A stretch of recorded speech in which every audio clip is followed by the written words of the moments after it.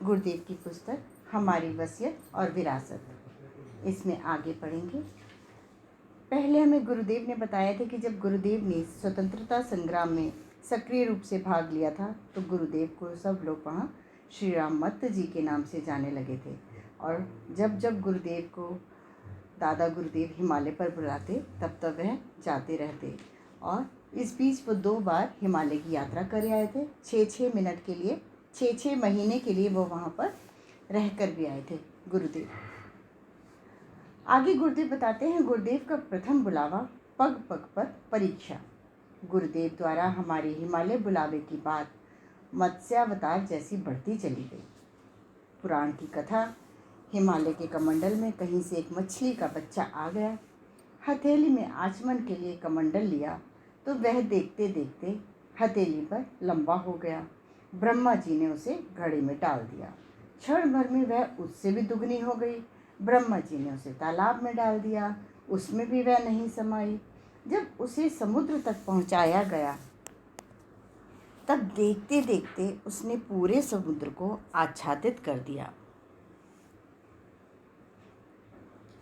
तब ब्रह्मा जी को बोध हुआ। उस छोटी सी मछली में अवतार होने की बात जानी, स्तुति की और आदेश मांगा। बात पूरी होने पर मत्स्यावतार अंतर ध्यान हो गए। जिस कार्य के लिए वे प्रकट हुए थे वह सुचारू रूप से संपन्न हो गया। गुरुदेव बताते हैं, हमारे साथ भी घटनाक्रम ठीक इसी प्रकार चले हैं। आध्यात्मिक जीवन वहाँ से आरंभ हुआ था जहाँ की गुरुदेव ने परोक्ष रूप से महामना जी से गुरु दीक्षा दिलवाई थी, यज्ञोपवीत पहनवाया था और गायत्री मंत्र की नियमित उपासना करने का विधि विधान बताया था। छोटी उम्र थी पर उसे पत्थर की लकीर की तरह माना और विधिवत निभाया। कोई दिन ऐसा नहीं बीता जिसमें नागा हुई हो। साधना नहीं तो भोजन नहीं, इस सिद्धांत को अपनाया। वह आज तक ठीक चला है और विश्वास है कि जीवन के अंतिम दिन तक यह निश्चित रूप से निभेगा। गुरुदेव बताते हैं, इसके बाद गुरुदेव का प्रकाश रूप से साक्षात्कार हुआ। उन्होंने आत्मा को ब्राह्मण बनाने के निमित्त 24 वर्ष की गायत्री पुरस्चरण साधना बताई। वह भी ठीक समय पर पूरी हुई। इस बीच में बैटरी चार्ज कराने के लिए, परीक्षा देने के लिए बार बार हिमालय आने का आदेश मिला। साथ ही हर यात्रा में 1-1 वर्ष या उससे कम दुर्गम हिमालय में ही रहने के निर्देश भी। वह क्रम भी ठीक प्रकार चला और परीक्षा में उत्तीर्ण होने पर नया उत्तरदायित्व भी कंधे पर लादा। इतना ही नहीं, उसका निर्वाह करने के लिए अनुदान भी मिला ताकि दुबला बच्चा लड़खड़ा ना जाए। जहाँ गड़बड़ाने की स्थिति आई वही मार्गदर्शक ने गोदी में उठा लिया। पूरा 1 वर्ष होने भी ना पाया था कि बेतार का तार हमारे अंतराल में हिमालय का निमंत्रण ले आया। चल पड़ने का बुलावा आ गया। उत्सुकता तो रहती थी पर जल्दी नहीं थी। जो नहीं देखा है उसे देखने की उत्कंठा एवं जो अनुभव हस्तगत नहीं हुआ है उसे उपलब्ध करने की आकांक्षा ही थी। साथ ही ऐसे मौसम में जिसमें दूसरे लोग उधर नहीं जाते। ठंड, आहार, सुनसान, हिंस्र जंतुओं का सामना पड़ने जैसे कई भय भी मन में उपज उठते, पर अंततः विजय प्रगति की हुई। साहस जीता। संचित कुसंस्कारों में से एक अनजाना डर भी था। यह भी था कि सुरक्षित रहा जाए और सुविधापूर्वक जिया जाए, जबकि घर की परिस्थितियां ऐसी ही थीं। दोनों के बीच कौरव पांडवों की लड़ाई जैसा महाभारत चलता रहा, पर यह सब 24 घंटे से अधिक न टिका।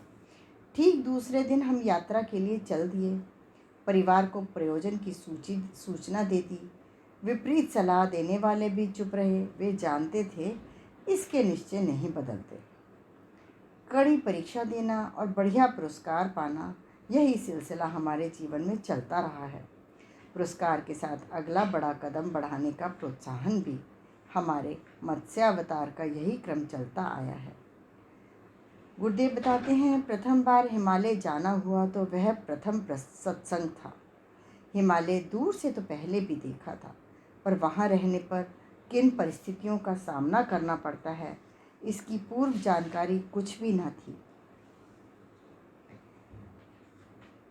वह अनुभव प्रथम बार ही हुआ। संदेश आने पर चलने की तैयारी की। मात्र देवप्रयाग से उत्तरकाशी तक उन दिनों सड़क और मोटर की व्यवस्था थी। इसके बाद तो पूरा रास्ता पैदल का ही था। ऋषिकेश से देवप्रयाग भी पैदल यात्रा करनी पड़ती थी। सामान कितना लेकर चलना चाहिए जो कंधे और पीठ पर लादा जा सके, इसका अनुभव ना था। सो कुछ ज़्यादा ही ले लिया। लाद कर चलना पड़ा तो प्रतीत हुआ कि यह भारी है, उतना हमारे जैसा पैदल यात्री लेकर ना चल सकेगा। सो सामर्थ्य से बाहर की वस्तुएं रास्ते में यात्रियों को बांटते हुए केवल उतना रहने दिया जो अपने से चल सकता था एवं उपयोगी भी था। आगे गुरुदेव बताते हैं, इस यात्रा से गुरुदेव एक ही परीक्षा लेना चाहते थे कि विपरीत परिस्थितियों में जूझने लायक मन स्थिति पकी या नहीं। सो यात्रा अपेक्षाकृत कठिन ही होती गई। दूसरा कोई होता तो घबरा गया होता, वापस लौट पड़ता या हैरानी में बीमार होकर पड़ गया होता। पर गुरुदेव यह जीवन सूत्र व्यवहार रूप में सिखाना चाहते थे कि मना स्थिति मजबूत हो तो परिस्थितियों का सामना भी किया जा सकता है, उन्हें अनुकूल बनाया जा सकता है। महत्वपूर्ण सफलताओं के लिए आदमी को इतना ही मजबूत होना पड़ता है। गुरुदेव बताते हैं, ऐसा बताया जाता है कि जब धरती का स्वर्ग या हृदय कहा जाने वाला भाग देवताओं का निवास था, तब ऋषि गोमुख से नीचे और ऋषिकेश के ऊपर रहते थे। पर हिम युग के बाद परिस्थितियां एकदम बदल गईं। देवताओं ने कारण शरीर धारण कर लिए और अंतरिक्ष में विचरण करने लगे। पुरातन काल के ऋषि गोमुख से ऊपर चले गए। नीचे वाला हिमालय अब सैलानियों के लिए रह गया है। वहाँ कहीं कहीं साधु बाबा जी की कुटिया तो मिलती हैं, पर जिन्हें ऋषि कहा जा सके ऐसों का मिलना कठिन है। हमने यह सुन रखा था कि हिमालय की यात्रा में मार्ग में आने वाली गुफाओं में सिद्ध योगी रहते हैं। वैसा कुछ मिला नहीं। पाया कि निर्वाह एवं आजीविका की दृष्टि से वह कठिनाइयों से भरा क्षेत्र है। इसीलिए वहाँ मनमौजी लोग आते जाते तो हैं, पर ठहरते नहीं हैं। जो साधु संत मिले उनसे भेंट यात्रा होने पर विदित हुआ कि वे भी कुतूहलवश या किसी से कुछ मिल जाने की आशा में ही आते थे। न उनका तत्व ज्ञान बड़ा चढ़ा था, न तपस्वी जैसी दिनचर्या थी। थोड़ी देर पास बैठने पर वे अपनी आवश्यकता व्यक्त कर देते थे। ऐसे लोग दूसरों को क्या देंगे, यह सोचकर सिद्ध पुरुषों की तलाश में अन्यों द्वारा जब तब की गई यात्रा मजे भर की यात्रा रही। यही मानकर अपने कदम आगे बढ़ाते चले गए। यात्रियों को आध्यात्मिक संतोष समाधान तनिक भी नहीं होता होगा, यह सोचकर मन दुखी रहा। उनसे तो हमें चट्टियों पर दुकान लगाए हुए पहाड़ी दुकानदार अच्छे लगे। वे भोले और भले थे। आटा, दाल, चावल आदि खरीदने पर वे पकाने के बर्तन बिना किराया लिए, बिना गिने ऐसे ही उठाकर दे दिया करते थे। मांगने जांचने का कोई धंधा उनका था ही नहीं। अक्सर वे चाय बेचते थे। बीड़ी, माचिस, चना, गुड़, सत्तू, आलू जैसी चीज़ें भी यात्रियों को उनसे मिल जाती थीं। उनके काम की चीज़ें ही दुकानों पर बिकती थीं। कंबल उसी क्षेत्र के बने हुए किराए पर रात काटने के लिए मिल जाते थे। शीत ऋतु और पैदल चलना, यह दोनों ही परीक्षाएं कठिन थीं। फिर उस क्षेत्र में रहने वाले साधु सन्यासी उन दिनों गर्म इलाकों में गुजारे की व्यवस्था करने नीचे उतर आते हैं। जहाँ ठंड अधिक है, वहाँ के ग्रामवासी भी पशु चराने नीचे के इलाकों में उतर आते हैं। गांवों में, झोपड़ियों में सन्नाटा रहता है। ऐसी कठिन परिस्थितियों में हमें उत्तरकाशी से नंदनवन तक की यात्रा पैदल पूरी करनी थी। हर दृष्टि से यात्रा बहुत कठिन थी। स्थान नितांत एकाकी, ठहरने की कोई व्यवस्था नहीं, वन्य पशुओं का निर्भीक विचरण, ये सभी बातें बहुत कष्टकर थीं।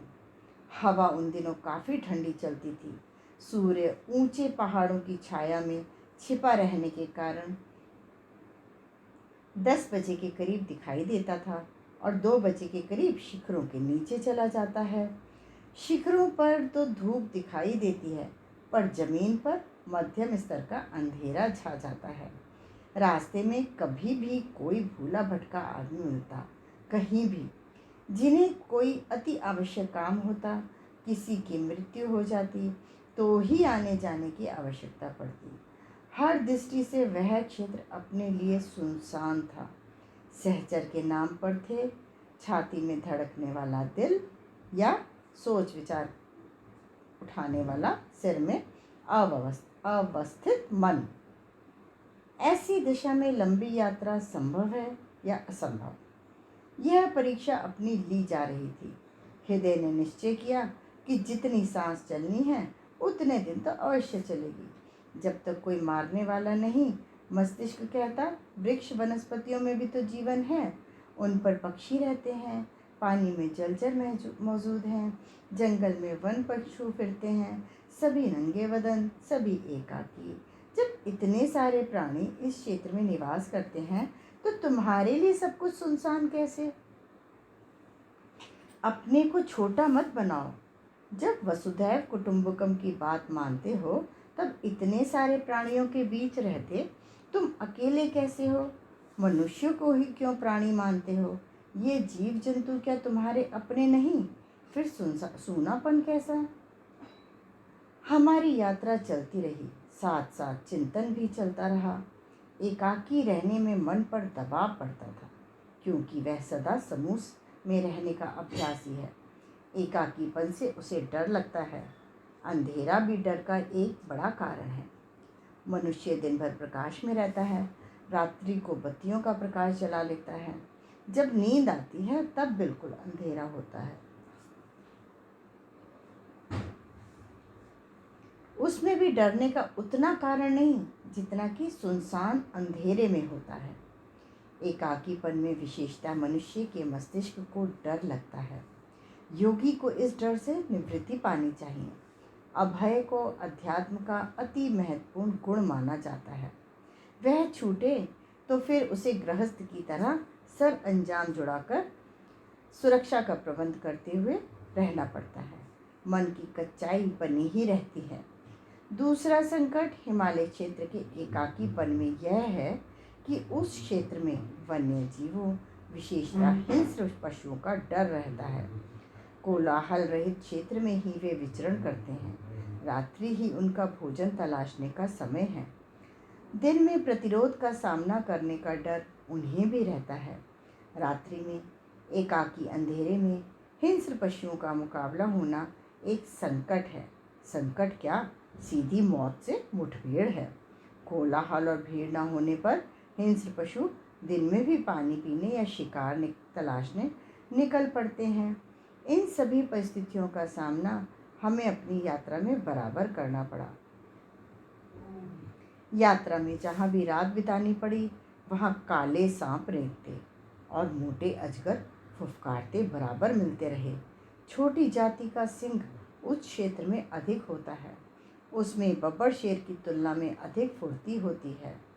आकार के हिसाब से ताकत उसमें कम होती है, इसीलिए छोटे जानवरों पर ही हाथ डालता है। शाकाहारियों में आक्रमणकारी पहाड़ी रीछ होता है। शिवालिक की पहाड़ियों और हिमालय के निचले इलाके में इर्द गिर्द जंगली हाथी भी रहते हैं। इन सब की प्रवृत्ति यही होती है कि आँखों से आँखें न मिलें। उन्हें छेड़े जाने का भय ना हो तो वे अपने रास्ते ही चले जाते हैं। अन्यथा तनिक भी भय या क्रोध का भाव मन में आने पर वे आक्रमण कर बैठते हैं।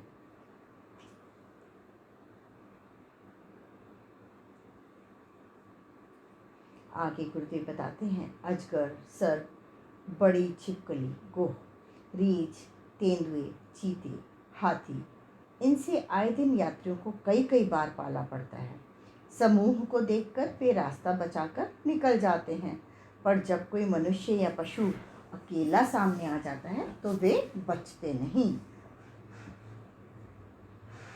सीधे रास्ते चलते चले जाते हैं। ऐसी दशा में मनुष्य को ही उनके लिए रास्ता छोड़ना पड़ता है, अन्यथा मुठभेड़ होने पर आक्रमण एक प्रकार से निश्चित ही समझना चाहिए। ऐसा आमना सामना मुकाबला दिन और रात में मिलाकर 10 से 20 बार हो जाता था। अकेला आदमी देखकर वे निर्भय होकर चलते थे और रास्ता नहीं छोड़ते थे। उनके लिए तो हमें ही बचना पड़ता था। यह घटनाक्रम लिखने और पढ़ने में तो सरल है, पर व्यवहार में ऐसा वास्ता पढ़ना अति कठिन है, कारण कि वे साक्षात मृत्यु के रूप में सामने आते थे। कभी कभी साथ चलते या पीछे पीछे चलते थे। शरीर को मौत सबसे डरावनी लगती है। हिंस्र पशु अथवा जिनकी आक्रमणकारी प्रवृत्ति होती है, ऐसे जंगली नर नील गाय भी आक्रमणकारी होते हैं। भले ही वे आक्रमण ना करें, पर डर इतना ही लगता कि साक्षात मौत की घड़ी आ गई। जब तक कोई वास्ता पड़े तो एक बात भी है, पर प्रायः हर घंटे एक बार मौत से भेंट होना और हर बार प्राण जाने का डर लगना अत्यधिक कठिन परिस्थितियों का सामना करने की बात थी। दिल धड़कना आरंभ होता। जब तक वह धड़कन बंद ना हो पाती, तब तक दूसरी नई मुसीबत सामने आ जाती और फिर नए सिरे से दिल धड़कने लगता। वे लोग एकाकी नहीं होते थे, कई कई के झुंड में सामने आ जाते। यदि हमला करते तो एक एक बोटी नोच ले जाते एवं कुछ ही क्षणों में अपना अस्तित्व समाप्त हो जाता। किंतु यहाँ भी विवेक समेटना पड़ा, साहस संजोना पड़ा। मौत बड़ी होती है, पर जीवन से बड़ी नहीं होती। अभय और मैत्री भीतर हो तो हिंसकों की हिंसा भी ठंडी पड़ जाती है और अपना स्वभाव बदल लेती है। पूरी यात्रा में प्रायः 300-400 की संख्या में ऐसे डरावने मुकाबले हुए, पर गड़बड़ाने वाले साहस को हर बार संभालना पड़ा। मैत्री और निश्चिंतता की मुद्रा बनानी पड़ी। मृत्यु के संबंध में सोचना पड़ा कि उसका भी एक समय होता है। यदि नहीं इसी प्रकार जीवन की इतिश्री होनी है, तो फिर उससे डरते हुए क्यों, हंसते हुए ही सामना क्यों न किया जाए। ऐसे विचार उठे तो नहीं, पर बलपूर्वक उठाने पड़े। पूरा रास्ता डरावना था। एकाकीपन, अंधेरे और मृत्यु के दूत मिलजुल कर डराने का प्रयास करते रहे और वापस लौटने की सलाह देते रहे, पर संकल्प शक्ति साथ देती रही और यात्रा आगे बढ़ती रही।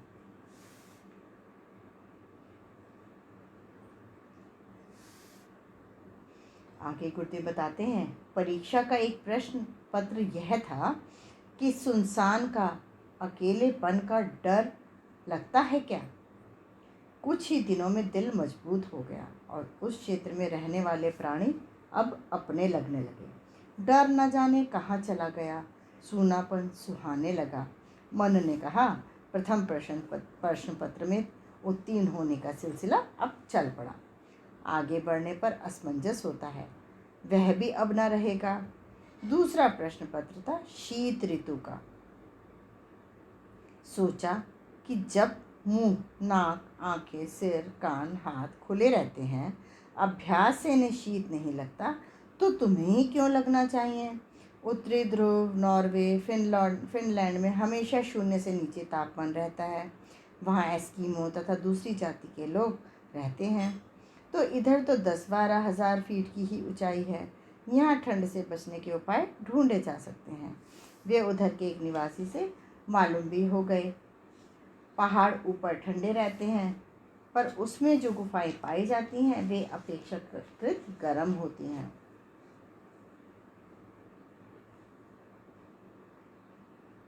कुछ खास किस्म की झाड़ियाँ ऐसी होती हैं जो हरी होने पर भी जल जाती हैं। लांगड़ा, मार्चा आदि शाकों की पत्तियाँ जंगलों में उगी रहती हैं। वे कच्ची खाई जा सकती हैं। भोजपत्र के तने पर उठी गांठों को उबाल लिया जाए तो ऐसी चाय बन जाती है कि जिससे ठंडक दूर हो सके। पेट में घुटने और सिर लगाकर उकड़ू बैठ जाने पर भी ठंडक कम लगती है, मानने पर ठंडक अधिक लगती है। बच्चे थोड़े से कपड़ों में कहीं भी भागे फिरते हैं, उन्हें कोई हैरानी नहीं होती। ठंड मानने भर की है, उसमें अनअभ्यस्त बूढ़े बीमारों की तो नहीं कहते, अन्यथा जवान आदमी ठंडक से नहीं मर सकता। बात यह भी समझ में आ गई और इन सब उपायों को अपना लेने पर ठंड भी सहन न होने लगी। फिर एक और बात है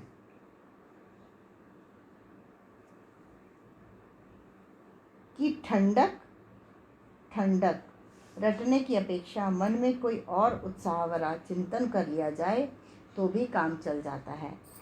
इतनी महत्वपूर्ण शिक्षाओं से उस क्षेत्र की समस्याओं का सामना करने के लिए हल निकल जाए। बात वन्य पशुओं की, हिंस्र जंतुओं की फिर रह गई। वे प्रायः रात को ही निकलते हैं, उनकी आंखें चमकती हैं, फिर मनुष्य से सभी डरते हैं।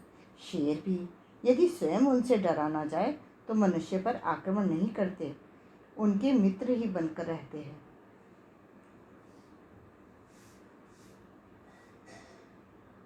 प्रारंभ में हमें इस प्रकार का डर लगता था, फिर सर्कस के सिखाने वालों की बात याद आई। वे उन्हें कितने करतब सिखा लेते हैं।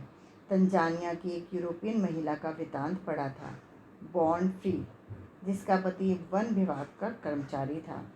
उसकी स्त्री ने माँ बाप से बिछड़े 2 शेर के बच्चे पाल रखे थे।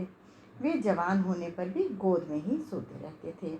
अपने मन में वजनदार निर्भरता या प्रेम भावना हो तो घने जंगलों में भी आनंद से रहा जा सकता है। वनवासी भी लोग अक्सर उसी क्षेत्र में रहते हैं। उन्हें न डर लगता है न जोखिम दिखती है। ऐसे उदाहरणों को स्मृति में रखते रखते निर्भरता आ गई और विचारा कि एक दिन वह आएगा जब हम वन में कुटी बनाकर रहेंगे और गाय शेर एक ही घाट का पानी पिया करेंगे। मन कमज़ोर भी है और मना किए जाने पर समर्थ भी। हमने उस क्षेत्र में पहुंचकर यात्रा जारी रखी और मन से भय निकाल दिया। अनुकूल परिस्थिति की अपेक्षा करने के स्थान पर मना स्थिति को मजबूत बनाने की बात सोची। इस दिशा में मन को ढालते चले गए और प्रतिकूलताएं जो आरंभ में भी इतनी डरावनी लगती थी, अब बिल्कुल सरल और स्वाभाविक सी लगने लगी। मन की कुटाई पिटाई और ढलाई करते करते वह 20 दिन की यात्रा में काबू आ गया। अब वह क्षेत्र ऐसा लगने लगा मानो हम यहीं पैदा हुए हैं और हमें यहीं मरना है। गंगोत्री का राहगीरों का बना हुआ भयंकर रास्ता है। गोमुख तक के लिए उन दिनों एक पगडंडी थी, उसके बाद कठिनाई थी। तपोवन काफ़ी ऊंचाई पर है, रास्ता भी नहीं है, अंतः प्रेरणा या भाग्य भरोसे चलना पड़ता है। तपोवन पठार चौरस है, फिर पहाड़ियों की ऊंची श्रृंखला है, इसके बाद नंदनवन आता है। हमें यहीं बुलाया गया था। समय पर पहुंच गए, देखा तो गुरुदेव खड़े थे। हमारी और उनकी प्रसन्नता का ठिकाना ना रहा। वह पहली बार हमारे घर गए थे, इस बार हम उनके यहाँ आए। यह सिलसिला जीवन भर चलता रहे तो ही इस बंधे सूत्र की सार्थकता है। गुरुदेव बताते हैं, 3 परीक्षाएं इस बार होनी थी। बिना साथी के काम चलाना, ऋतुओं के प्रकोप की तितीक्षा सहना और हिंस्र पशुओं के साथ रहते हुए विचलित न होना। तीनों में ही अपने को उत्तीर्ण समझा और परीक्षित ने वैसा ही माना। बातचीत का सिलसिला तो थोड़े से ही समय में पूरा हो गया। आध्यात्म शक्ति प्राप्त करने के लिए प्रचंड मनोबल संपादित करना, प्रतिकूलताओं को दबोचकर अनुकूलताओं में ढाल लेना, सिंह व्याघ्र तो क्या, मौत से भी न डरना, ऋषिकल्प आत्माओं के लिए तो यह परिस्थिति नितांत आवश्यक है। तुम्हें ऐसी ही परिस्थितियों के बीच अपने जीवन का बहुत सा भाग गुजारना है। उस समय तो बात समाप्त हो गई। जिस गुफा में उनका निवास था वहां तक वे ले गए। इशारे में बताए हुए स्थान पर सोने का उपक्रम किया तो वैसा ही किया। इतनी गहरी नींद आई कि नियम क्रम की अपेक्षा दुगना तिगुना समय लग गया हो तो कोई आश्चर्य नहीं। रास्ते की सारी थकान इस प्रकार दूर हो गई मानो कहीं चलना ही नहीं पड़ा था। वहीं बहते निर्झर में इंसान स्नान किया, संध्या वंदन हुई। जीवन में पहली बार ब्रह्म कमल और देवकंद देखा। ब्रह्म कमल ऐसा जिसकी सुगंध थोड़ी देर में ही नींद कहें या योग निद्रा ला देती है।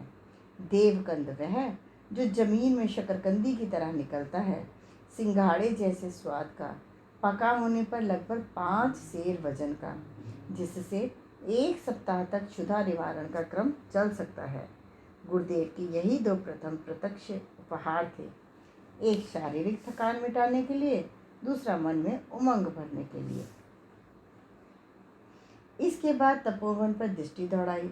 पूरे पठार पर मखमली फूलदार गलीचा सा बिछा हुआ था। तब तक भारी बर्फ नहीं पड़ी थी। जब पड़ती थी तब ये फूल पककर जमीन पर फैल जाते थे, अगले वर्ष उगने के लिए। आगे गुरुदेव बताते हैं, ऋषि तंत्र से दुर्गम हिमालय में साक्षात्कार।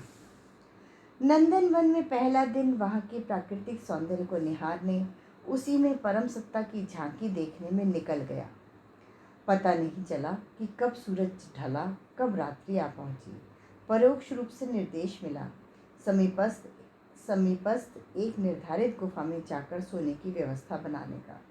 लग रहा था प्रयोजन सोने का नहीं, सुरक्षित स्थान पर पहुंचाने का है, ताकि स्थूल शरीर पर शीत का प्रकोप न हो सके। संभावना थी कि पुनः रात्रि को गुरुदेव के दर्शन होंगे। ऐसा हुआ भी। उस रात्रि को गुफा में गुरुदेव सहसा आ पहुँचे। पूर्णिमा थी। चंद्रमा का सुनहला प्रकाश समूचे हिमालय पर फैल रहा था।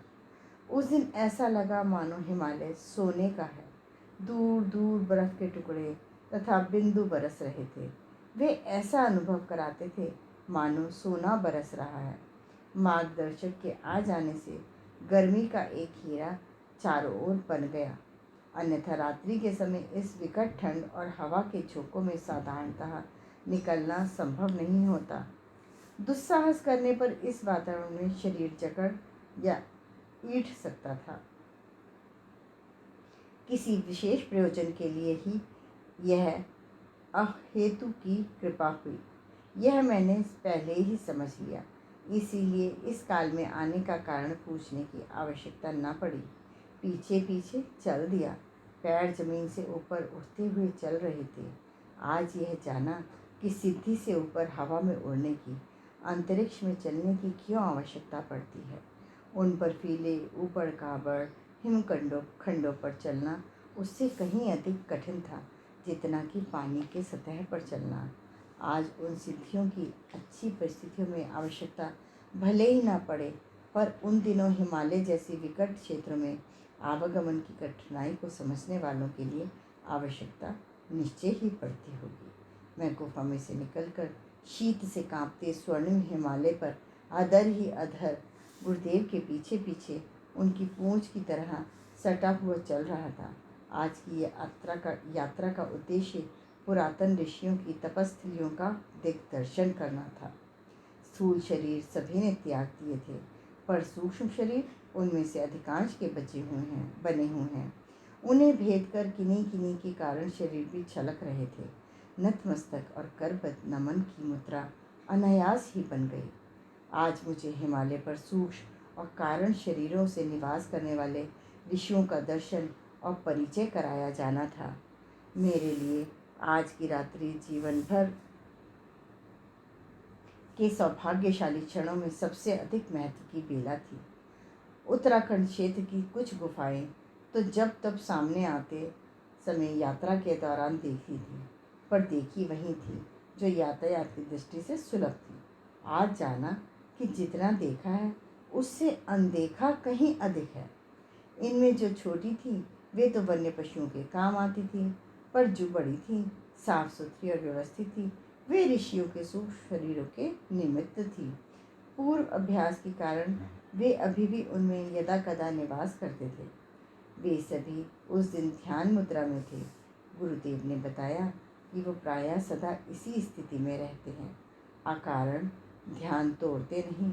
मुझे एक एक का नाम बताया तथा सूक्ष्म शरीर का दर्शन भी कराया। यही है संपदा, विशिष्टता और विभूति संपदा इस क्षेत्र की। गुरुदेव के साथ मेरे आवागमन की बात उन सभी को पूर्व में ही विदित थी। सो हम दोनों जहाँ भी जिस भी समय पहुँचे, उनके नेत्र खुल गए, चेहरों पर हल्की मुस्कान झलकी और सिर उतना ही झुका मानो वे अभिवादन का प्रत्युत्तर दे रहे हों। वार्तालाप किसी से कुछ नहीं हुआ। सूक्ष्म शरीर को कुछ कहना होता है तो वह वैखरी मध्यमा से नहीं, परा और पश्यंती वाणी से, कर्ण छिद्रों के माध्यम से नहीं, अंतःकरण में उठी प्रेरणा के रूप में कहते हैं।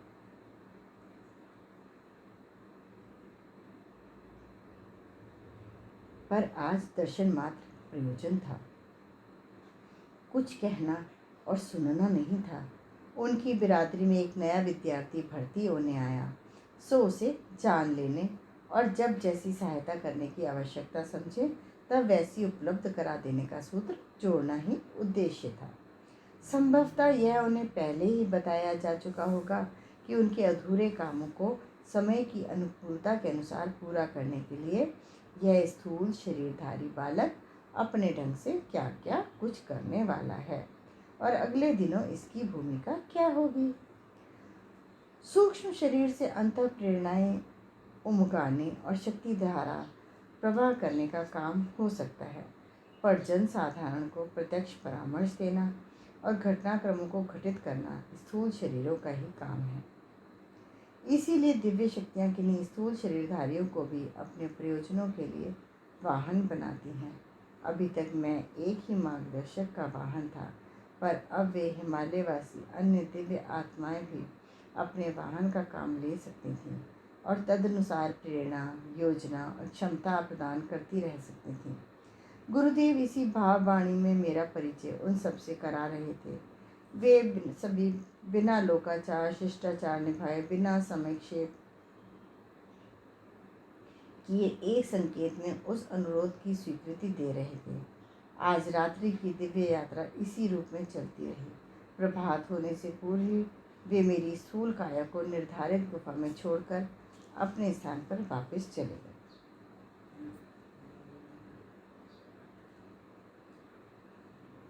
आज ऋषि लोक का पहली बार दर्शन हुआ।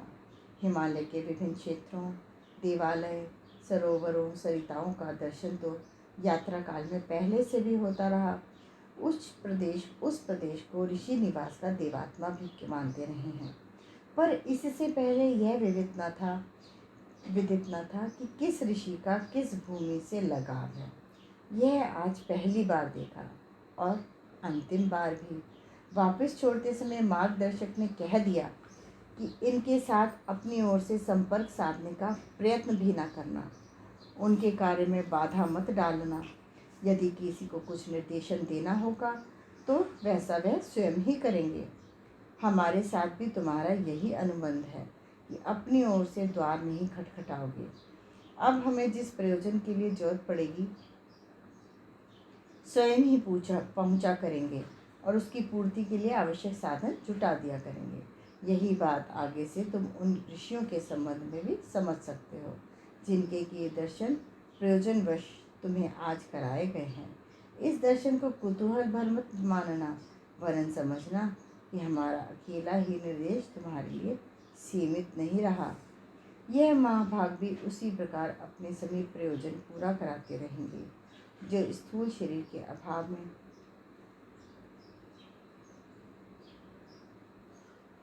स्वयं नहीं कर पाते। जन सर्पक प्रायः तुम्हारे जैसी सत्पात्रों वाहनों के माध्यम से करने की ही परंपरा रही है। आगे से तुम इनके निर्देशों को भी हमारे आदेश की तरह ही शिरोधार्य करना और जो कहा जाए सो करने के लिए जुट पड़ना। मैं स्वीकृति सूचक संकेत के अतिरिक्त और कहता ही क्या, वे अंतर्ध्यान हो गए। आगे गुरुदेव बताते हैं भावी रूपरेखा का स्पष्टीकरण। नंदनवन प्रवास का अंतिम दिन और भी विस्मयकारी था। पूर्व रात्रि में गुरुदेव के साथ ऋषि गणों के साक्षात्कार के दृश्य फिल्म की तरह आंखों के समक्ष घूम रहे थे। पुनः गुरुदेव की प्रतीक्षा थी भावी निर्देशों के लिए। धूप जैसे ही नंदनवन के मखमली कालीन पर फैलने लगी, ऐसा लगा मानो स्वर्ग धरती पर उतर आया हो। भांति भांति के रंगीन फूल ठसाठस थे और चौरस पठार पर बिखरे हुए थे। दूर से देखने पर लगता था मानो एक गलीचा बिछा हो। सहसा गुरुदेव का स्थूल शरीर रूप में आगमन हुआ। उन्होंने आवश्यकतानुसार पूर्व रात्रि के प्रतिकूल अब वैसा ही स्थूल शरीर बना लिया था, जैसा कि प्रथम बार प्रकाश पुंज के रूप में पूजा घर में अवतरित होकर हमें दर्शन दिए थे। वार्तालाप को आरंभ करते हुए उन्होंने कहा, हमें तुम्हारे पिछले सभी जन्मों की श्रद्धा और साहसिकता का पता था। अब की बार यहाँ बुलाकर 3 परीक्षाएं ली और जांचा कि बड़े कामों का वजन उठाने लायक मनोभूमि तुम्हारी बनी या नहीं। हम इस पूरी यात्रा में तुम्हारे साथ रहे हैं और घटनाक्रम और उसके साथ उठती प्रतिक्रिया को देखते रहे हैं। इससे और भी अधिक निश्चिंतता हो गई। यदि स्थिति सुदृढ़ और विश्वस्त न रही होती तो इस क्षेत्र के निवासी सूक्ष्म शरीरधारी ऋषिगण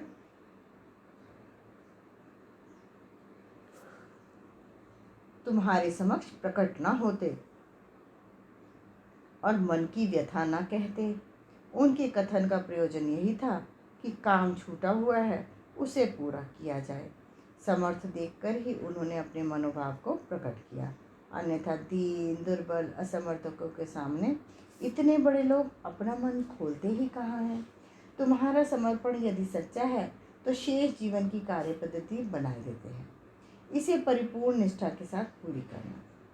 प्रथम कार्यक्रम तो यही है कि 24 लक्ष गायत्री महामंत्र के 24 पुरस्चरण 24 वर्ष में पूरे करो। तो प्रथम कार्यक्रम क्या बताया गुरुदेव को कि 24 लक्ष गायत्री महामंत्र के 24 पुरस्चरण 24 वर्ष में पूरे करो। इससे मजबूती में जो कमी रही होगी सो पूरी हो जाएगी। बड़े और भारी काम करने के लिए बड़ी समर्थता चाहिए। उसी के निमित्त यह प्रथम कार्यक्रम सौंपा है। इसी के साथ साथ 2 कार्य और भी चलते रहेंगे। एक यह कि अपना अध्ययन जारी रखो। तुम्हें कलम उठानी है। आर्ष ग्रंथों के अनुवाद प्रकाशन की व्यवस्था करके उसे सर्वसाधारण तक पहुंचाना है।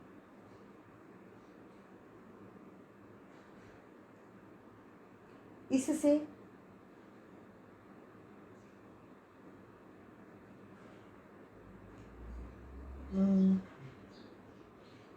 देव संस्कृति की लुप्त प्राय कड़ियाँ जोड़ेंगी और भविष्य में विश्व संस्कृति का ढांचा खड़ा करने में सहायता मिलेगी। इसके साथ ही जब स्थूल शरीर विद्यमान है तब तक मनुष्य में देवत्व का उदय और धरती पर स्वर्ग का अवतरण करने में सर्वसुलभ साहित्य विश्व वसुधा की सभी संभव भाषाओं में लिखा जाना है। यह कार्य तुम्हारी प्रथम साधना की शक्ति से संबद्ध है। इसमें समय आने पर तुम्हारी सहायता के लिए सुपात्र मनीषी आ जुटेंगे जो तुम्हारा छोड़ा हुआ काम पूरा करेंगे। तीसरा कार्य स्वतंत्रता संग्राम में एक सिपाही की तरह प्रत्यक्ष एवं पृष्ठभूमि में रहकर लड़ते रहने का है। यह सन 1947 तक चलेगा, जब तक तुम्हारा पुरस्चरण भी बहुत कुछ पूरा हो जाएगा। यह प्रथम चरण है। इसकी सिद्धियां जनसाधारण के सम्मुख प्रकट होंगी। इस समय के लक्षण ऐसे नहीं हैं जिनसे यह प्रतीत हो कि अंग्रेज भारत को स्वतंत्रता देकर सहज ही चले जाएंगे, किंतु यह सफलता तुम्हारा अनुष्ठान पूरा होने के पूर्व ही मिलकर रहेगी।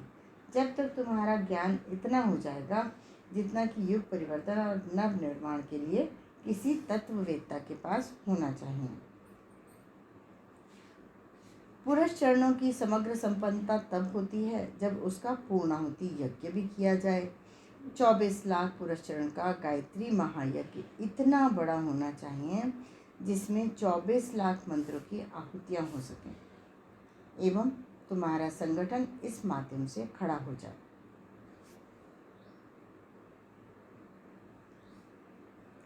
यह भी तुम्हें ही करना है।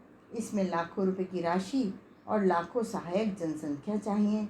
तुम यह मत सोचना कि हम अकेले हैं, पास में धन नहीं है। हम तुम्हारे साथ हैं, साथ ही तुम्हारी उपासना का प्रतिफल भी। इसलिए संदेश करने की गुंजाइश नहीं है। समय आने पर सब विदित हो जाएगा। साथ ही सब साधारण को यह भी विदित हो जाएगा कि सच्चे साधक की सच्ची साधना का कितना चमत्कारी प्रतिफल होता है। यह तुम्हारे कार्यक्रम का प्रथम चरण है। अपना कर्तव्य पालन करते रहना। यह मत सोचना कि हमारी शक्ति नगण्य है। तुम्हारी कम सही, पर जब हम 2 मिल जाते हैं तब 1 और 1 11 होते हैं। तो फिर यह तो दैवी सत्ता द्वारा संचालित कार्यक्रम है। इसमें संदेह कैसा। समय आने पर सारी विधि व्यवस्था सामने आती जाएगी। अभी से आयोजन बनाने और चिंता करने की आवश्यकता नहीं है। अध्ययन जारी रखो, पुरस्चरण भी करते रहो, स्वतंत्रता सैनिक का काम करो। अधिक आगे की बात सोचने में व्यर्थ में मन में उद्विग्नता बढ़ेगी। अभी अपनी मातृभूमि में रहो और वहीं से प्रथम चढ़ के ये तीनों काम करो। आज के स्वाध्याय का क्रम यहीं समाप्त होता है। आगे आहुतियों के साथ सारिका